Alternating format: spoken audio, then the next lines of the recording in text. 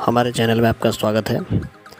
आज इस वीडियो में हम नॉर्थ ईस्ट मानसून और पोस्ट मानसून सीज़न के प्रेडिक्शन के बारे में बातचीत होगी।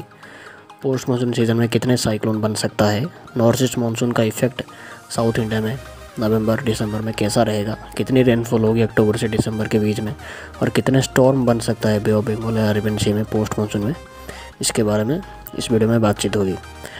तो पहले बातचीत करेंगे नॉर्थ ईस्ट मानसून का इन्फेक्ट कैसा रहेगा साउथर्न इंडिया में अक्टूबर लास्ट वीक से दिसंबर तक, और आखिर में ट्रॉपिकल साइक्लोन के ऊपर बातचीत करेंगे कि कितने ट्रॉपिकल साइक्लोन बन सकते हैं, इंटेंसिटी ट्रक वगैरह ये सब कहाँ कहाँ रह सकते हैं, इसके बारे में वीडियो के आखिर में बात करें। तो वीडियो को एंड तक देखते रहें। जैसे कि हम सबको पता है कि ये फिर से एक लानिना का ईयर होने जा रहा है।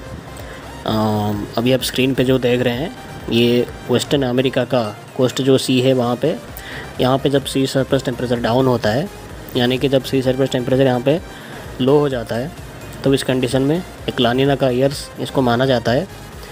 और अभी साफ ये जो एरिया देख रहे हैं यहाँ पे लो टेम्परेचर काफ़ी ज़्यादा है, इसका मतलब ये है कि एक लानिना का ईयर स्टार्ट होने वाला है। सितंबर से उम्मीद की जा रही है कि लानिना फिर से स्टार्ट हो जाएगा। मॉडरेट लानिना का एक्सपेक्टेशन हम लगा सकते हैं, पूरा हाई स्ट्रॉन्ग नहीं, मॉडरेट लानिना। तो इस कंडीशन में क्या होता है, लानिना के कंडीशन में बहुत सारे ट्रॉपिकल साइक्लोन हमारे पैसिफिक ओशियन में बनने लगते हैं, और इवन हमारे नॉर्थ इंडियन ओशियन में भी इसका साइक्लोनिक स्टॉर्म का संख्या ज़्यादा बढ़ जाता है। अगर बात करें नॉर्थ ईस्ट मानसून की, तो अभी के फोरकास्ट के according north east monsoon weak रह सकता है, क्योंकि ये एक लानिना का ईयर्स के साथ साथ एक नेगेटिव आईओडी ईयर्स भी है। नेगेटिव आईओडी ईयर्स क्या होता है, अभी आप स्क्रीन पे जो देख रहे हैं ये सुमात्रा एरिया के आसपास टेम्परेचर काफ़ी ज़्यादा है, बट अरेबियन सी के इस भाग में टेम्परेचर इस एरिया में काफ़ी कम है। जब ऐसी कंडीशन क्रिएट होती है, जब इस एरिया में टेम्परेचर ज़्यादा रहता है और इस एरिया में टेम्परेचर कम रहता है, तो इस कंडीशन में इसको नेगेटिव आईओडी ईयर्स बोला जाता है। आईओडी मतलब इंडियन ओशियन डाइपोल, ये भी एक समुद्री प्रणाली होती है बाकी सारे ये की तरह। और जब अरेबियन सी के इस भाग में टेम्परेचर ज़्यादा रहता है और बे ऑफ बंगाल की इस जगह में टेम्परेचर कम हो जाता है, तो इस कंडीशन में इसको पॉजिटिव आईओडी ईयर्स बोला जाता है। 2019 में एक पॉजिटिव आईओडी ईयर्स था, आपको पता है कि इस कंडीशन में अरेबियन सी में रिकॉर्ड तोड़ साइक्लोन बने थे, क्योंकि इन एरिया में टेम्परेचर काफ़ी ज़्यादा था। 5 या 6 स्टॉर्म बने थे, उसमें से काफ़ी सारे स्ट्रॉन्ग साइक्लोन भी 2019 में अरेबियन सी में बने थे और रिकॉर्ड तोड़ साइक्लोन बने थे।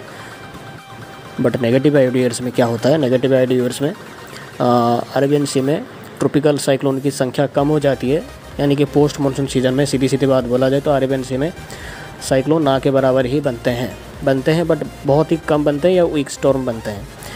इस कंडीशन में बे ऑफ बंगाल पे ज़्यादा शक्तिशाली साइक्लोन डेवलप होने का चांसेस ज़्यादा रहता है। इस कंडीशन में अक्टूबर से लेकर दिसंबर तक बे ऑफ बंगाल पे काफ़ी ज़्यादा स्टॉर्म बनते हैं नेगेटिव आईओडी ईयर्स में। अगर पिछले कई सालों का डेटा अगर ले तो नेगेटिव आईओडी ईयर्स में काफ़ी सारे स्ट्रॉन्ग साइक्लोन जो बने थे, 1999 उनमें से एक है, 2013 उनमें से एक है, 2018 ये सब में आईओडी नेगेटिव स्टेज में था, जिसकी वजह से आपने देखा होगा कि वहाँ पे काफ़ी सारे ईयर्स में काफ़ी सारे शक्तिशाली साइक्लोन बने थे और ईस्टर्न इंडिया को अफेक्ट किए थे। 1999 में तो 2 स्टॉर्म बने थे, वो दोनों ही एक्सट्रीमली सीवियर साइक्लोन और सुपर साइक्लोनिक स्टॉर्म थे। फाइलिन भी था, एक सुपर साइक्लोनिक स्टॉर्म था, और तितली भी कैटेगरी 3 की ओर चला गया था। तो इन नेगेटिव आईओडी ईयर्स में बे ऑफ बंगाल पे काफ़ी शक्तिशाली साइक्लोन बनते हैं, और जबकि ये भी एक नेगेटिव आईओडी ईयर्स है और एक लानिना का ईयर्स भी है। तो इस कंडीशन में बे ऑफ बंगाल पे अक्टूबर से दिसंबर तक 2 से 3 स्टॉर्म बन सकता है, और अभी 4 स्टॉर्म भी डेवलप हो सकता है, और इनका इन्फेक्ट इंडिया में ही ज़्यादा रहेगा, कि बे ऑफ बंगाल पे जो भी सिस्टम बनते हैं वो इंडिया को ही हिट करते हैं। और इस लानिना के ईयर्स में क्या होता है, हमारे अंडमान निकोबार आइलैंड के जस्ट वेस्ट में ये सारे सिस्टम बनते हैं। ये एरिया जो आप देख रहे हैं, ये एरिया, यही एरिया में ही सबसे ज़्यादा स्टॉर्म बनते हैं नेगेटिव आईओडी ईयर्स और लानिना के ईयर्स में। और इनका ट्रैक और इनकी इंटेंसिटी के बारे में आगे बात करते हैं। बात करें पहले इनके ट्रैक की, तो इनके ट्रैक कुछ इस तरह का रहते हैं। नेगेटिव आईओडी ईयर्स और लानिना के कंडीशन में ये ज़्यादा ही मोरली वेस्ट की ओर ही मूव करते हैं। जहाँ पे भी बनते हैं वो ज़्यादा वेस्ट की ओर जाते हैं, जिसकी वजह से नॉर्थ की ओर जाने की संभावना कम रहती है, जिसकी वजह से वेस्ट बंगाल जैसे बांग्लादेश जैसे एरिया में संभावना काफ़ी कम रहती है। पोस्ट मानसून सीजन यानी अक्टूबर में कोई बड़ा शक्तिशाली स्टॉर्म होने की संभावना इन एरिया में अभी के टाइम पे कम है। बात करें उड़ीसा, आंध्र प्रदेश, ये सब एरिया में शक्तिशाली साइक्लोन का संभावना ज़्यादा अभी लग रहा है हमारे अक्टूबर से नवंबर के बीच में। ट्रैक कुछ ऐसे ही रह सकते हैं जैसे कि आप स्क्रीन पे देख रहे हैं। ऐसा ही कुछ ट्रैक अगर सिस्टम यहाँ पे बनता है तो ऐसा ही ट्रैक रहेगा। ये ट्रैक अकॉर्डिंग टू हिस्ट्री पे डिपेंड करता है, और इन एरियाज में ऐसे ऐसे ट्रैक ही है। और बात करें इनकी इंटेंसिटी की, तो इंटेंसिटी इन ईयर्स के अगर हिस्ट्री को देखा जाए तो काफ़ी सारे स्ट्रॉन्ग साइक्लोन कैटेगरी 3 से 5 के बीच वाले स्टॉर्म बने थे, मतलब कि वेरी सीवियर साइक्लोनिक स्टॉर्म से सुपर साइक्लोनिक स्टॉर्म वाले कैटेगरी में ये तूफ़ान गए हैं। तो तूफ़ान की category very severe cyclonic storm से एक्सट्रीमली सीवियर साइक्लोनिक स्टॉर्म का उम्मीद हम लगा सकते हैं इस अक्टूबर में हम एक्सपेक्ट कर सकते हैं कि एक वेरी सीवियर साइक्लोनिक स्टॉर्म से एक्सट्रीमली सीवियर साइक्लोनिक स्टॉर्म के बीच में इंटेंसिटी रहेगा। आंध्र प्रदेश, उड़ीसा ये एरिया में ज़्यादा खतरा है इसका, और टोटली 3 स्टॉर्म बन सकता है। तमिलनाडु की बात करें, तमिलनाडु में भी स्टॉर्म की संख्या हो सकती है नवंबर में, बट उनकी इंटेंसिटी लो रहेगी इनके कंपेयर में, मतलब कि एक्सट्रीमली सीवियर साइक्लोनिक स्टॉर्म नहीं होगी। सीवियर से वेरी सीवियर साइक्लोनिक स्टॉर्म किसी की इंटेंसिटी में ही नवंबर में उम्मीद की जा सकती है। और ये नेगेटिव आईओडी ईयर से उसके साथ लानिना का ईयर भी स्टार्ट होने वाला है सितंबर से। तो इस कंडीशन में ज़्यादा स्टॉर्म बे ऑफ बंगाल पे ही बनेंगे। अरेबियन सी में भी एक स्टॉर्म का उम्मीद हम लगा सकते हैं लेट नवंबर या नवंबर में।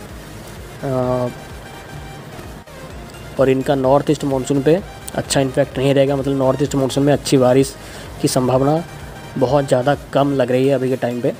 बट साइक्लोन की संख्या ज़्यादा रह सकती है। अगर साइक्लोनिक या ट्रॉपिकल सिस्टम ज़्यादा आता है तो ही नॉर्थ ईस्ट मानसून में कुछ अच्छा इम्पैक्ट या अच्छी बारिश हो सकती है। बट अक्टूबर से नवंबर में ज़्यादा बारिश ही होगी ईस्टर्न इंडिया में और साउथर्न इंडिया में भी। और एक वेरी सीवियर साइक्लोन या एक्सट्रीमली सीवियर साइक्लोन की संभावना अभी के टाइम पे ज़्यादा है कि ऐसा एक बन सकता है। अगर बनेगा तो ट्रैक कुछ ऐसा ही रह सकता है, जैसे कि अपने वीडियो में देखा था कि इस टाइप का कुछ ट्रैक ही रह सकता है। अगर बनता है तो बनने की संभावना बहुत ज़्यादा रहता है इन एरियाज में। और अभी भी ये प्रेडिक्शन ही है कि ऐसा बनने का संभावना ज़्यादा है, क्योंकि ये नेगेटिव आईओडी ईयर्स है और इसके साथ एक लानिना का ईयर्स भी ये है, तो इसीलिए स्टॉर्म की संभावना ज़्यादा है। 3 से 4 स्टॉर्म डेवलप हो सकता है। तमिलनाडु, आंध्र, उड़ीसा ये सब एरिया में खतरा ज़्यादा है कंपेयर टू वेस्ट बंगाल और बांग्लादेश अभी के टाइम पे। बस इतना ही। अच्छा लगा तो लाइक करें, शेयर करें और सब्सक्राइब करें, ताकि हमें जितना भी और मोटिवेशन मिलता रहेगा हम और भी ज़्यादा आपके सामने और भी अच्छे इन्फॉर्मेशन लाते रहेंगे। Keep watching, be safe, thank you.